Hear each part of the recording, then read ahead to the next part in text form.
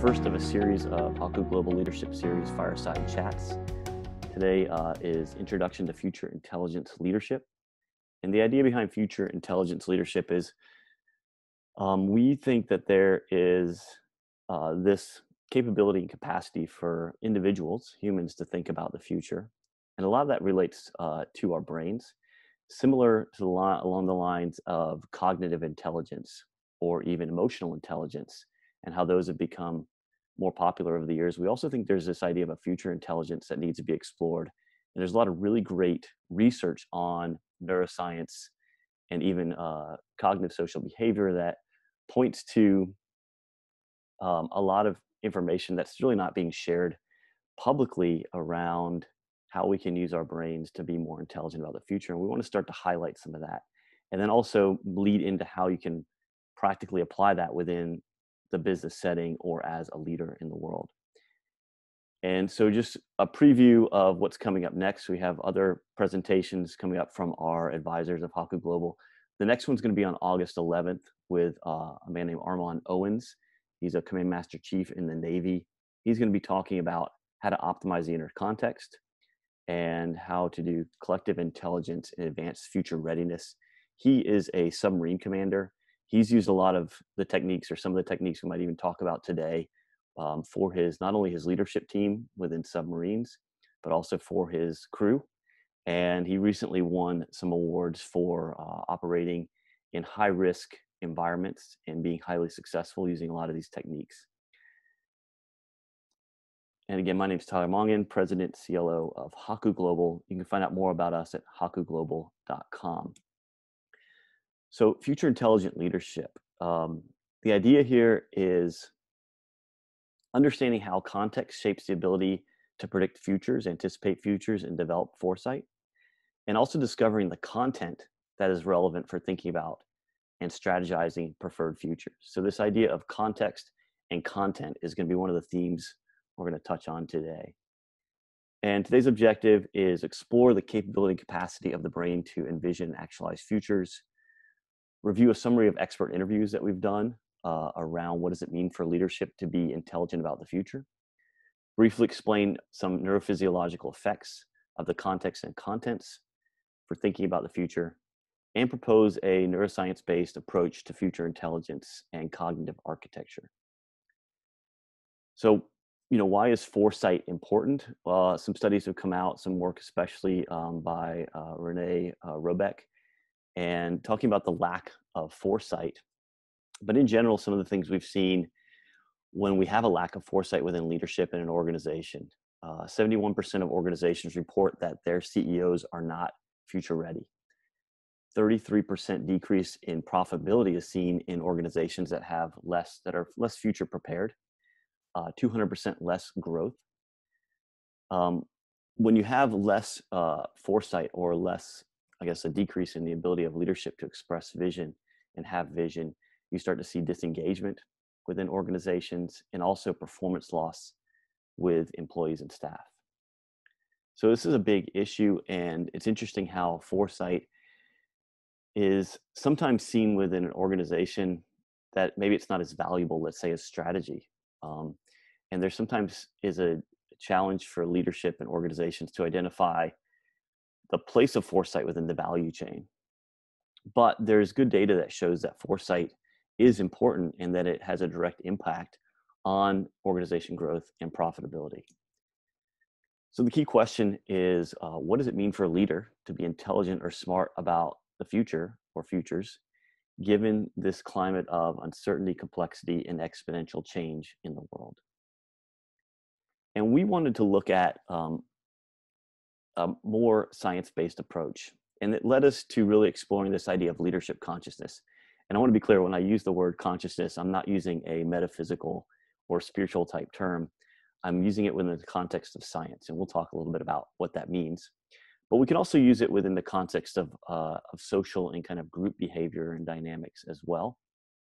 And if we look at that, one way to look at this idea of leadership context from more of a social kind of organizational perspective is it's the ability of a leader to see how parts fit together in different ways, and also to see how power and force dynamics could operate within an organization. So you can think back, 1,000 years ago to more hunter-gather or tribal communities, and if you were the strongest person in the room, it naturally was that you became the leader. Or maybe as you got more organized, if you were the strongest, like, social force, the strongest tribe, you became the leaders.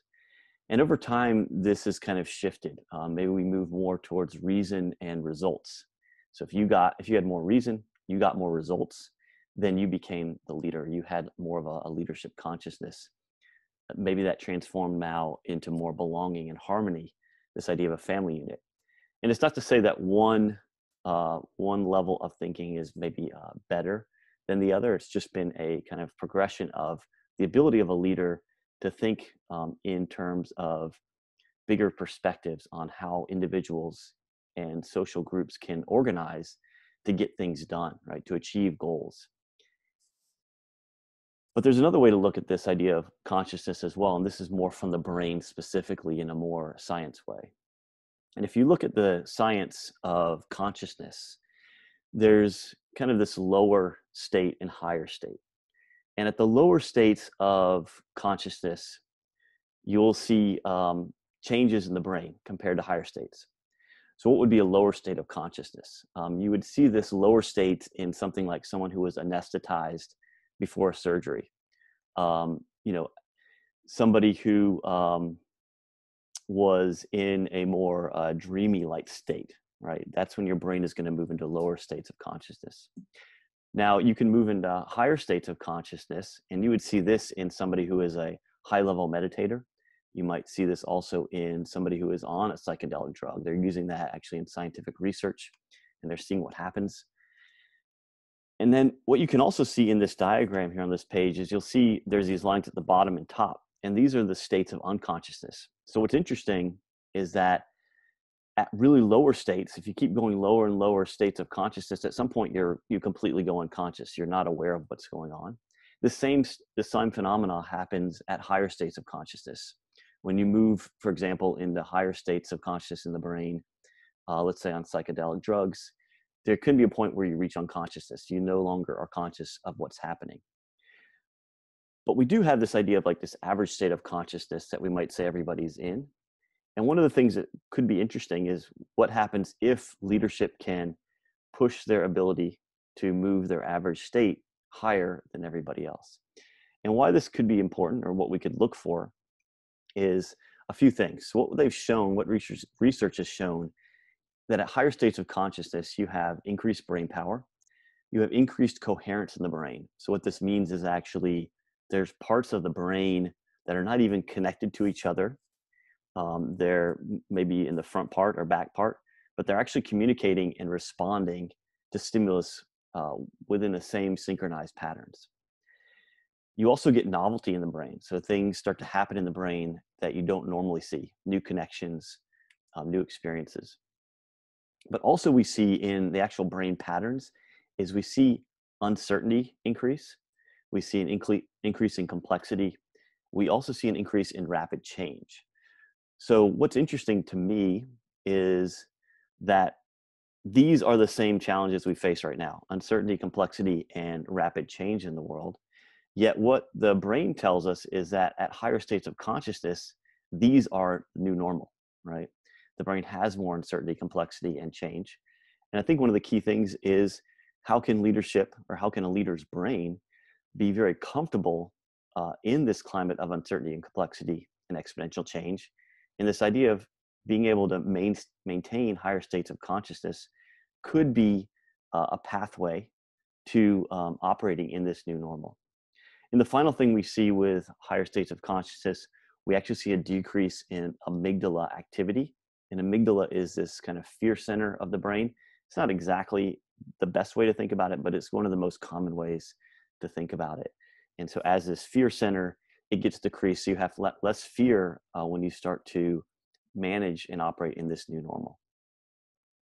So there seems to be this link between levels of brain consciousness and the ability to manage uncertainty, complexity, and exponential change, and also the ability to manage people and achieve goals. So another question we want to look at is what can an organization um, operate beyond the capacity of leadership, and how do leaders access and sustain higher states of consciousness while thinking about the future?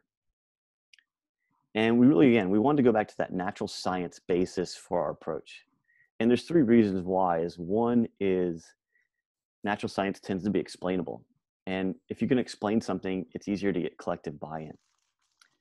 It's also measurable. So when you can measure something, then you get metrics, you can get return on investment, or at least you're able to point to some way of showing a return on investment. And it's also, I think most important, is it's scalable. When you have a science-based approach to something, you can scale it over and over again. So we looked at a few different models, and the main model that we thought was the most relevant, also the most novel, to linking it to leadership consciousness, but also future intelligence and foresight, is a model developed by a man named Dr. Bars. And his work is centered around this idea of a global workspace, or a global neuronal workspace.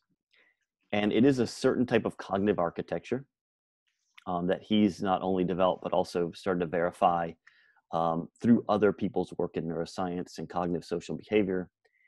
And the basic idea of this framework is that you can think of the brain as like a blackboard. And on this blackboard of your consciousness, there are these inputs. They come from, we say, 5 different sources of content. And as they're put into this blackboard, the brain kind of looks at all of it. And then from that mess of information, it makes a decision about what future is going to happen, or what actions it wants to take about the future, what strategies it should develop. And a lot of this information, this content, is coming from the bottom up. And then if there's no real top down, real like conscious awareness of this global neuronal workspace, then a goal or a future, it just kind of magically appears, right? You don't really know exactly where it comes from, but it's coming from this bottom up information, and then it all gets jumbled together, and then we make a decision, whether we're aware of it or not. And so we think this could be a framework for getting more conscious and more intelligent about what types of strategies, what types of futures are best for our organization, but also how to get better team buy-in and leadership buy-in on the strategies and futures that we do develop. So I want to briefly talk about what these contents of the consciousness, according to this framework, are, and see how that can be relevant for future intelligence. And so the first one is the past, right? So feeding into this workspace is your past memories and habits. Now, these can be, the way I like to think about it is, this can be your individual brain, right? The past memories you personally have and the habits you personally have. It can also be the habits and memories of an organization that are feeding in as one of the key contents to making decisions. The second one is the present perception. You know, what are you actually sensing in the moment? So a lot of times we're having sensations coming from external sources outside our body, but also inside our body through our feelings. And yes, those can be linked to past behaviors as well, but it's what are we perceiving, or what are we not perceiving that's influencing us in the moment, that's starting to create the future. The third one is evaluation and values. So this is really interesting to me because it shows the importance of values within a neurosystem, cognitive architecture, but also within an organization itself. And also, what are your evaluation methods, and how are those influencing the type of content that you're willing to accept or put in or feed into the workspace? The fourth one is attention. That's your focus or awareness. So it's a little different than what you're perceiving. It's actually where are you putting your focus on? And one of the things we do know about a lot of neuroscience is that where your attention goes, that's where you start to perceive more. Okay, so you can adjust that. You know, are you focusing on, for example, as a leader, are you focusing on a certain type of metric or goal, or are you focusing on your values? You know, what is getting most of your awareness, right? Or as a collective, what is getting most of your awareness? You know, for example, we can see this a lot, I think, in the pandemic scenario, is depending on, you know, who's providing data or information. You can look at what are they focusing on, what's kind of their key metric of success or failure, and that tells you a lot about where they're giving attention, and then that's going to feed into the system and maybe influence their values and also their perception. So we start to see how this workspace is not only one piece being fed in, uh, or 5 different pieces being fed in, but also these pieces are interacting in unique ways. And finally, this idea of the future is the 5th content of the consciousness that's feeding into this workspace. So I have, if you can see in the diagram, I have this kind of feedback loop that's happening.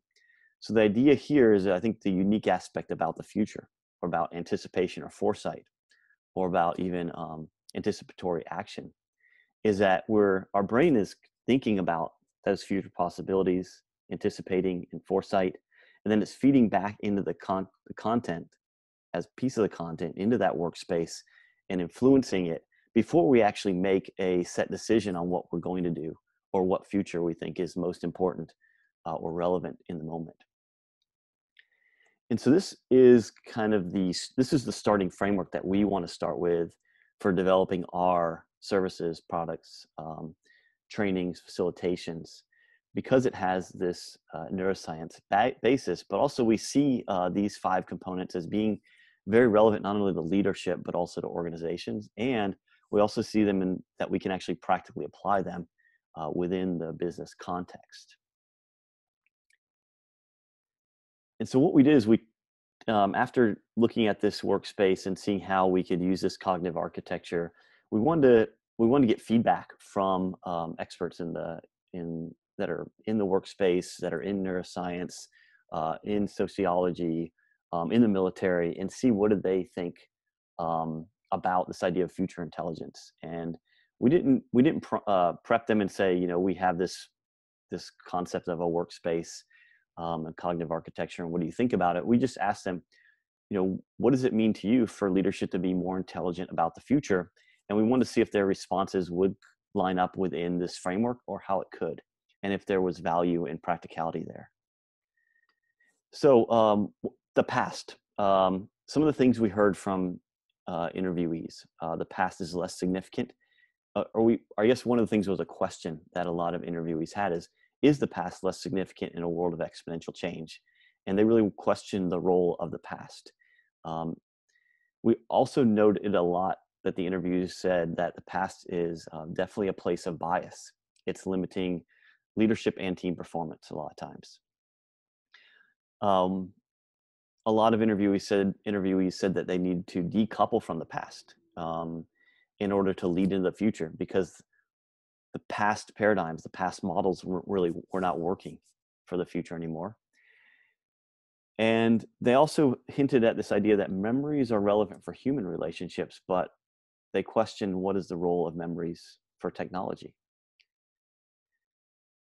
When we asked about the present, some of the things we heard is leaders need to help stakeholders develop more optimal states for being present in the moment. Leaders are currently using 10% of their present perception to make 100% of their decisions. So what would happen if they increase their ability to have more perception? How would that help with their decision making? And one of the things we noted a lot was that present perception is really dominated by short-term bias, and there is a lack of long-term thinking. Came to values. 60% of interviewees mentioned values playing an increasing role in leadership. I think one of the interesting things we heard a lot too is that values trump mission and vision, especially in times when the vision of the future has kind of dissolved, or we can't see it anymore because of such rapid change. So you have to default back to something to kind of keep your organization together, and values tended to be a place that leadership went to. They also noted a tension between values-driven decision-making and this idea of metrics and data. And they were wondering if metrics and data at sometimes were seen as superior to human values. And they also noted a challenge in balancing long-term and short-term values, and also a lack of effective evaluation methods. So 81% of interviewees mentioned increased awareness as an essential tool or skill for future leaders and for cultures. And then high awareness is essential for future organizations. Leaders need to clearly define the focus of stakeholder attention, and leaders need to be more unbiased with objective awareness. and they need to focus more on how actions actually create the future. So how their current actions are actually feeding into the future and creating it. When it came to the future, we heard that leaders need to move away from control and more towards distributed decision making. Leaders need to change how they do things. So looking at more context-based leadership. Leaders need to model the future in the present through actions and mindsets. So I think there was a big message of that leaders are kind of this not only example, but they are modeling the future and how they even work and how they think and the visions they create. And leaders need to imagine and map the future more. So having more creativity, more vision, more strategy. So one of the things that's interesting too about this workspace to think about it is that there can be a heavy bias to one content over another. We tend to see a lot of times that leaderships and teams will feed in a lot of the past content into this workspace. So you won't have a real balanced workspace in the sense of you won't be maybe feeding in these ideas of values or attention or the future into the workspace as much as you would be feeding in content from the past. And one of the things that's important, I think, to think about is that in this new business normal, the past is having less relevance at times because those old paradigms aren't working. And so you have to start to rely more on these other components of the content to feed into that workspace to help make better strategies and have better foresight about the future.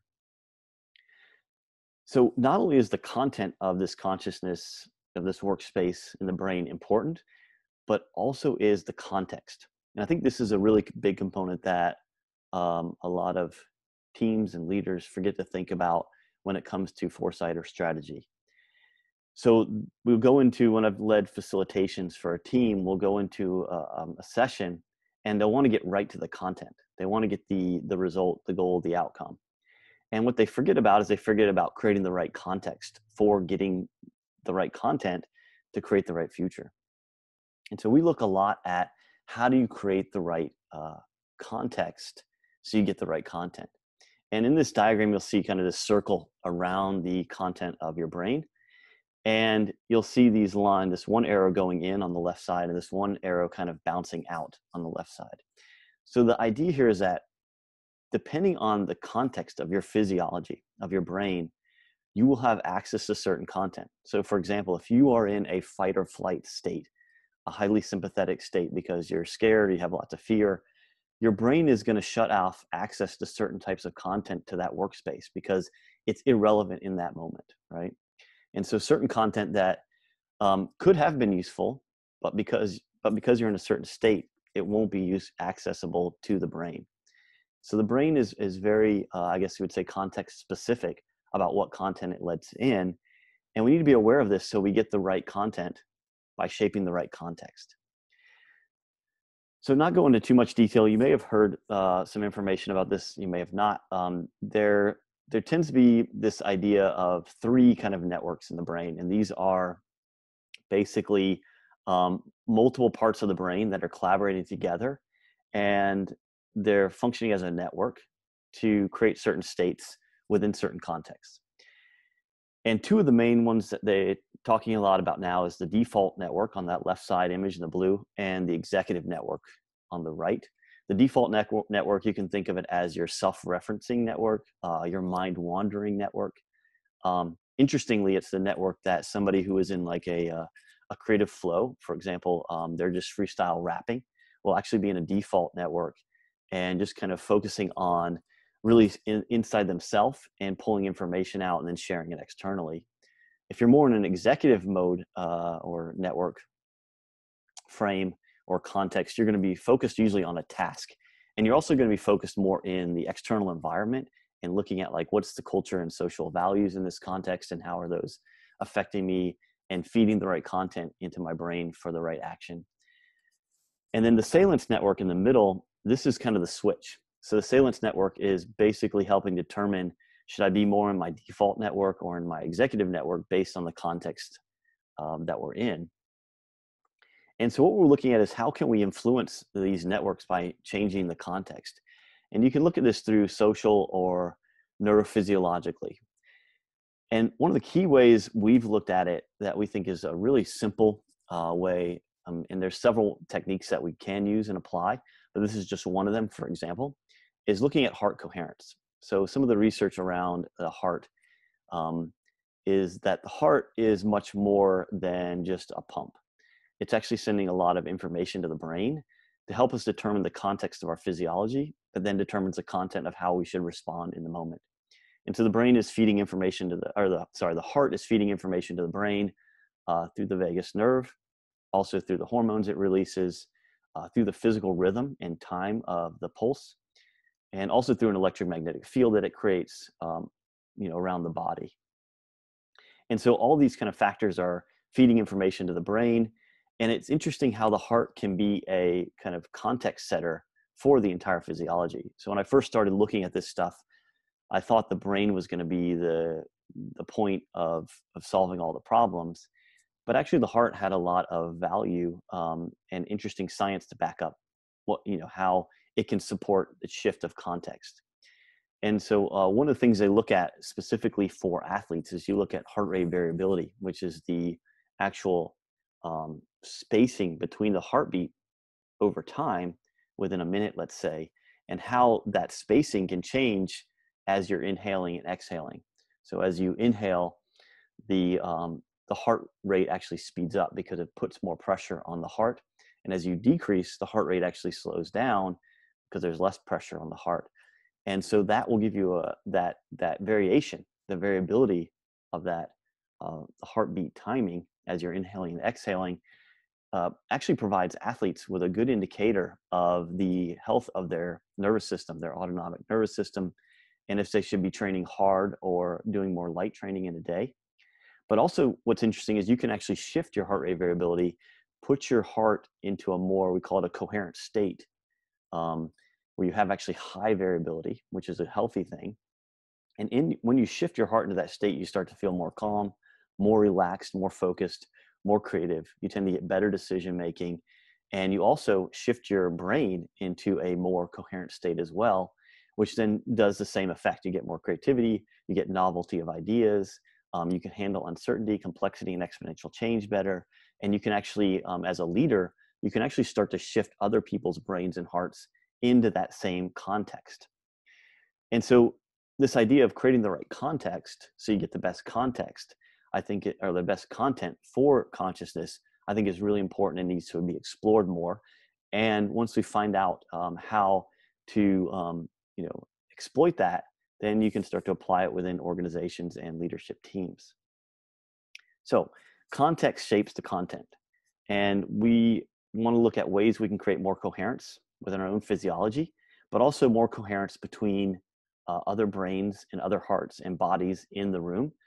And when you do that, what I've seen is you get a lot of group buy-in around the foresight and the strategies your team develops. So kind of the general idea of what we talked about today is we have this idea of a content of consciousness, this global neuronal workspace of your past, your values, your present, attention, and future, feeding into this space and creating this workspace where futures and goals and strategies emerge. You can be conscious of that or unconscious of it. But if you create the right context, then you get the best content for this. When you get the best content, then you increase the capability and capacity to think about the future more intelligently. And so at Haku Global, we are taking this idea and developing a kind of a cognitive architecture for developing strategy, planning, decision-making, taking more coherent action, so not only having better capability and capacity and emotional intelligence and cognitive intelligence to think about the future, but also developing frameworks and processes that utilize and this idea of context and content, and then harnessing collective intelligence so that organizations and leadership teams can actually take action more coherently and achieve their goals and their strategies faster and more effectively and more efficiently. So I have citations for this. I'll gladly share the presentation with you after this event. You can look at some of the citations and see where we're getting our data from. And again, just a reminder, August 11th we have another one coming up with Armand Owens. And he's going to be talking again about more about this idea of coherence within a team and how that creates really high functioning, high performing teams in high risk environments.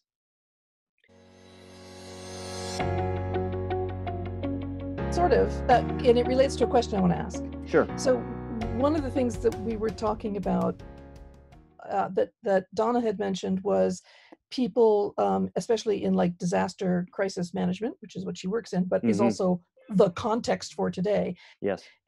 Going into what some colleagues at the International Labor Organization called the crisis response playbook.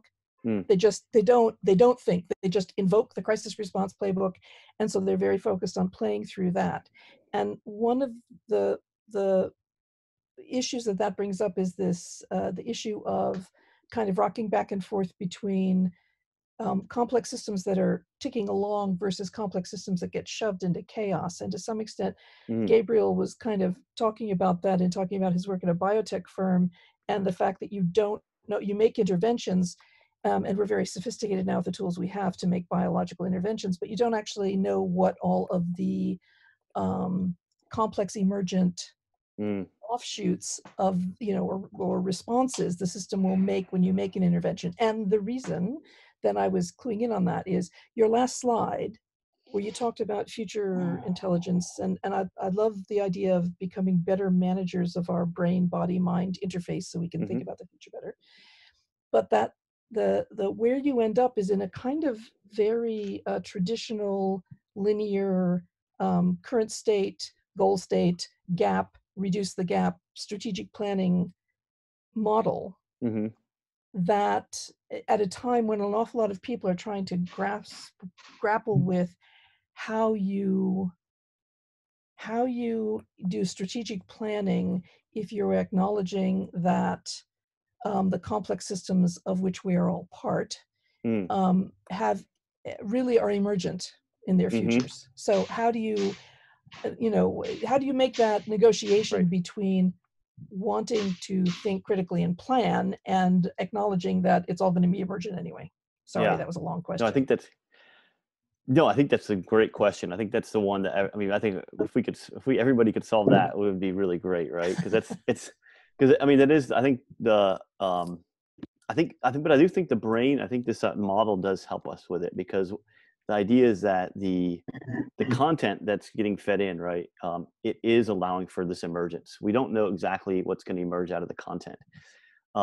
And yes, in certain states, right, we have, if we're in a planning session that's like 3 days long, where it's optimal conditions for us, and we have the opportunity to then, create the right context, get good content, and then plan out some future that may or may not happen, right? But when we're in like this crisis mode, where things are rapidly changing, we come out of a session and everything's changed, right? Nothing that we develop matters anymore. I think we can then still use this model as a tool for practice, right? So that we say, okay, wait, let's get into the right context first. It doesn't matter how complex the environment is or what's going on. We need to, as a team, get in the right context. So at least we can get the best content for what's happening right now. And then something's going to emerge from that. And I think it does, if you look at the brain, it's constantly, like even right now in this moment, it is strategizing about futures, right? If I'm going to move my hand, it's already created a certain type of scenario and said, well, if I do that, then this is going to happen, and this is what I expect in return. And so we're constantly doing it at a very micro level. I think we've kind of forgotten about that in the business world. We think like this long-term planning versus like, what's happening on the micro level. And so how do we get really smart about even the micro level, and how that can impact how we allow things to emerge in complexity. And then, I really like the idea of, especially a lot of Dave Snowden's work, if you're familiar with him, around, having ideas within complexity, a strategy, making sure it's very coherent. That same model, the brain of it's coherent. It fits with a lot of things, not only how we feel, but also the external world, and then testing it. And then if it works, do more of it. If it doesn't, do less, right? Yeah. Go ahead, Wendy. I have to say that was a great answer. Thank you so much. And I now have a 5 o'clock where I Okay, am great. meeting that I have to shift to. Everybody, it was great meeting you. I hope to meet more of you in Yeah, future. perfect. Thanks again for Bye, the Wendy. conversations. Thank you. Thank you for joining us. Bye. Yeah, one of the things Okay. that's one of the things, Tyler, that sort of Yep. catches me is when you start talking about, you know, the salient brain and, you know, the different sides, and doing that, being able to switch between them. That to me like screams that personal informatics side of the house. And you know, I ran across I actually pursued part of that in my research, and one of the things that stopped me in my tracks is the personal informatics side without being able to train somebody to be self-reflective. I mean, having the skill set of being able to self-assess, other than, you know, oh my God, my stats for today, my brain activity are down on my left side, and I really got to build that back up. You know, you do that spiraling problem. You know, there has to be a piece in there that teaches people almost like the CLA process of being able to look at the layers of their activity and be able to make informed decisions about the data that they're receiving. Yeah. And I think that would be an important part of making that whole model work, being able to, you know, critically or step out and assess yourself of how you're actually, what you're chasing in your brain, you know, in that fight or flight or decision-making process. Yeah, it's interesting in the two networks and modes is that, you know, even if you're in, let's say, the executive mode and you're on task and externally focused, you can still be either stressed and doing it, or calm and relaxed and focused and doing it. And same when you're on the default network and you're reflecting inside and you're focused on your own narrative, it can stress you out and make you uncomfortable, or it can be very you know, empowering. So that context that you put yourself in when you're in each of those modes, I think, is really important. And I think, you know, I've seen it with individuals. I've seen it with working with teams as well, and how that impacts the results they get. Oh yeah, yeah. Bazir? So actually, I was very much interested in the polls. So it's, I guess, I mean, you are the neuroscientist. I mean, there are so many experts here. Personal growth versus managing uncertainties. So whether, you know, the chicken comes out of the egg or the egg comes out of the chicken. I mean, I've learned about crisis management 18 years ago when I was interning, and my boss was away at a psych research center running online experiments. And we had cyber attack in which we were going to lose money and the data was going to corrupt. And I had to learn crisis management way back then. But then, you know, I had my certifications and training and so forth. So it just, I guess, you become an expert crisis manager through personal growth, or do you get personal growth by learning how to manage uncertainty? You're right. That chicken or egg. I mean, I guess I think that the thing would be, well, I mean, I guess the personal growth, you can always be working on that, even if it's not, there's no uncertainty. So maybe that's a good place to go. I think the idea right now is within the new normal, I think people, if they haven't done the personal growth development and they get pushed into uncertainty, then they have to, like you said, kind of do both at the same time. Perhaps it's something to do with coping. I mean, with the pandemic, when a lot of people rushed to the supermarkets purchasing pasta and dry goods and so forth, the first place I went to was a bank. So that's, I can consolidate all the credit card theft, because you never know how the bankers would act. And luckily here in Turkey, you know, here in Turkey, the government has very strong oversight. So, you know, they really didn't short the market, speculate it, or anything like that. But, you know, I think that was the wisest decision. And I mean, you should have seen the expression on my banker's face, you know, when I basically expressed the fear and I said tsunami and so forth. And then his next question was what I thought about the global pandemic. That I told him, you know, it's basically people's lack of preparedness and ignorance is the biggest problem. And I guess the medical industry is going to change considerably. There's more role for the military because civilian institutions have difficulty coping, and then military medicine and so forth will certainly contribute more. So yeah, thank you. Yeah, Donna has like very relevant background for this. Donna, you want to say something? Sure. So I'm an emergency management professional and a futurist, and so I'm bridging the two worlds. And it's been interesting because I've been in the emergency management space for for a long time. And so my experience was working frontline during SARS, right, in the SARS ward.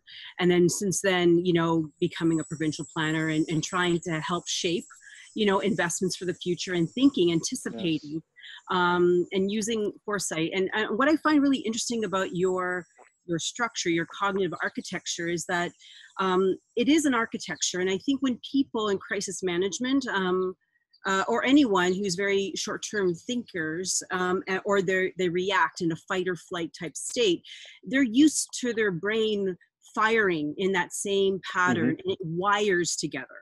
Yes. And so it's almost like there's a pattern of wired thinking, and then the architecture becomes rigid. And so I'm really interested in what are some activities or exercises to start to build that flexibility, that cognitive flexibility, to start to think a little bit more about the future and to kind of build some new wiring, right? So that's what I'm most excited about, because I come from a field that's very focused on predictive analytics. You know, and so the coherence, the heart-brain coherence, is tapping into a deeper knowledge and awareness. But I think a lot of people don't trust that. They need to see the hard data. So how do you start to kind of show that there is two different ways of bridging knowledge, right, and get people moving in, tapping into different intelligence, so that they can really truly make better decisions moving into the future. So I'm excited. Great question. Yeah. Well, and just to follow up on that, I mean, it's a great question. And I think, you know, what I've seen in the work is, one is there's a lot of science on the heart that just isn't mainstream at all. So it is, and when you do introduce it to people, you know, you have to show the science behind it. There's actually I don't know if you're familiar with Heart Math Institute in California. They've been researching it since the 70s. And they've got not only data, but they've got the technology out there that people can start to use and see the real feedback. And so even like in work that I've done with executive teams, even a simple process of, I forgot to share it earlier, but just focusing on your heartbeat, where you actually just feel the pulse of their beat of their heart. And that's where their focus is. It shifts their physiology, and they all know it. So you explain the science, they have an experience, they know something's changed. They can't explain what's changed, but they can feel it. And they also know it because they feel it in the group too. And then what's most interesting is when they say, we'll do like a heart coherence practice, and then we'll have them ask a question, and they'll say, wow, I've never thought about this before, right? That's when you know that they've got it, because they're like, wow, I shifted my context. I got new content, and it's relevant to this moment. And everybody's like, well, that's a good idea. So they get the feedback too. So they need that experiential component as well. And so it becomes less of it's more tangible of a thing. The hard part is then introducing it and continually doing it. So for example, there was someone from SAP in Germany who went to one of my presentations. They went back to SAP, and they did they had to lead a meeting, and they had everybody do the heart coherence practice before the meeting, just 2 minutes of heartbeat focus. They came back to me and they said, we had the best meeting we've had in 3 years, right? Now, the problem is they couldn't get people to keep doing it because they felt it was strange or weird, and they couldn't introduce it into the other contexts sometimes because people would be like, well, why are we doing this? So I think you need that third party at times to introduce it and have it within a framework too, where they say this is part of a process, and it has this science background in it. I hope that helps. It does. It does. And, you know, when people go into crisis, the first thing is to create the right context physiologically. If you don't, you're going to get, the one thing I like to realize is you're going to get results no matter what. Like if you go into a brainstorming meeting, a strategy meeting, you're going to get results because that's what you do. But it doesn't mean you're going to get the best results. So creating the right context is going to help you get the better results. Last question, Bazir, then we need to wrap up here. And if people need to leave, I understand. Please, yep. I'll just keep it very short. Just a follow-up comment for Donna, and then salute. My hats off to you. And basically, with crisis management, you have to be able to design device. Tabletop exercises are the best example. You know, you can consult the military, and in the military, there are a lot of crisis management folks. They would be of great help. And create apocalyptic scenarios, and then just keep making them worse so that people get better. So it's kind of like the yin and yang, personal growth or managing uncertainty. So, you have a very dark-hearted, evil wizard, so that, to think of all sorts of calamities and unpredictable, unforeseen things. So, yeah.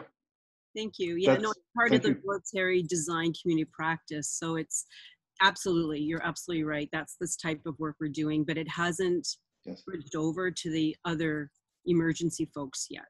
But it will. Well, just basically confront the people. Just tell them that, well, sure, we could always say sugar and spice and everything nice, but we should have alternate scenarios. I don't know. Mm-hmm. Umar, you had something really quick. Yeah, real quick. There were two parts which really, yeah, that's my kid.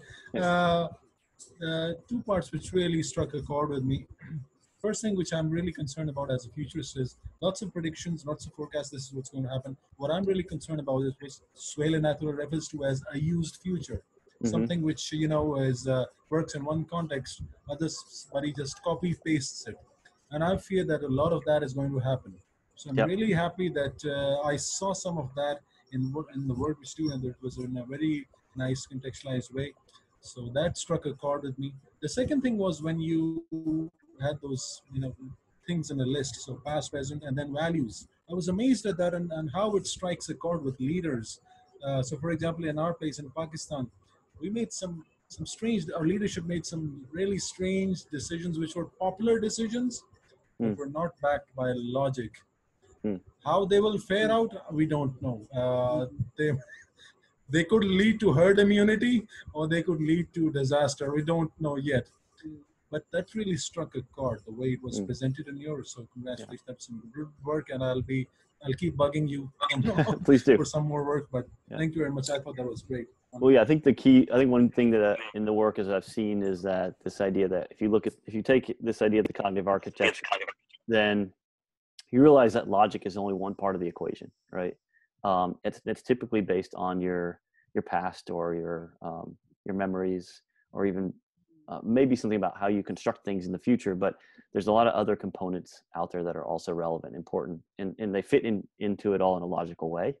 But it doesn't have to be just logic to make it important for the brain for making decisions. So thank you all for joining us. Please join us for the next one. It'll be in 2 weeks. We'll be diving deeper into this idea of the context, some real world examples from a Navy Command Master Chief who's used this stuff. It's really interesting what he's done. You can also check out our website, haku.global, for more information about our work. And we also have a podcast that we run. It's called Future Intelligence Leadership Podcast. We have 2 people on there, and they dialogue about what does it mean for a leader to be intelligent about the future. We already have 18 episodes out there. It'll keep running. There's been some amazing dialogues with really valuable insights and wisdom. So I encourage you to check it out. So hope to see you all in the future, meet you in person sometime when we can fly again. And until then, have an amazing day. Bye. Have a good day. Bye. Bye. All right. Thanks, Tyler. Thank you. Thank you, Haku. Bye. Thank you, Tyler. Everyone take care. Have a good day.